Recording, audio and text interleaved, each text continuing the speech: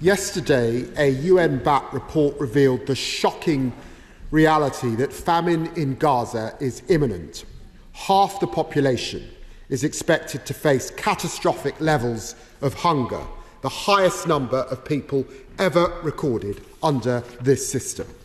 Only twice in 20 years have famine conditions been reached. But what distinguishes the horror in Gaza from what has come before is that this is not driven by drought or natural disaster, it is man-made. It is the consequences of war. It is the consequence of aid that is available not reaching those who need it. Food is piled up in trucks just a few kilometres away while children in Gaza are starving.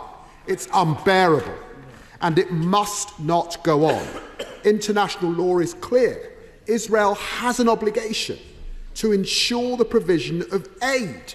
The binding measures ordered by the ICJ require this. The world has demanded it for months, yet still aid flows are woefully inadequate. Aid actually fell by half between January and February. This is outrageous. The continued restrictions on aid flows are completely unacceptable. It must stop now.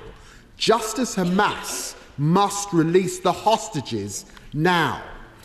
I don't doubt that the Minister agrees with me, but will he have the courage to say that the ICJ's orders, including on aid, are binding, and that Israel must comply with them?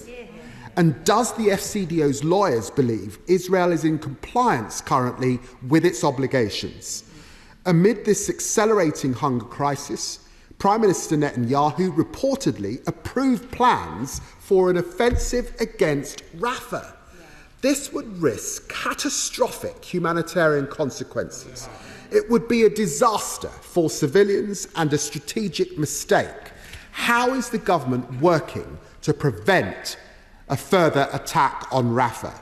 The truth is this: if it isn't possible to address the crisis in Gaza, it won't be possible to address the crisis in Gaza if the fighting doesn't stop. And that is also the best way to secure the release of hostages. So will the government finally now join with us and dozens of countries and call for an immediate humanitarian ceasefire?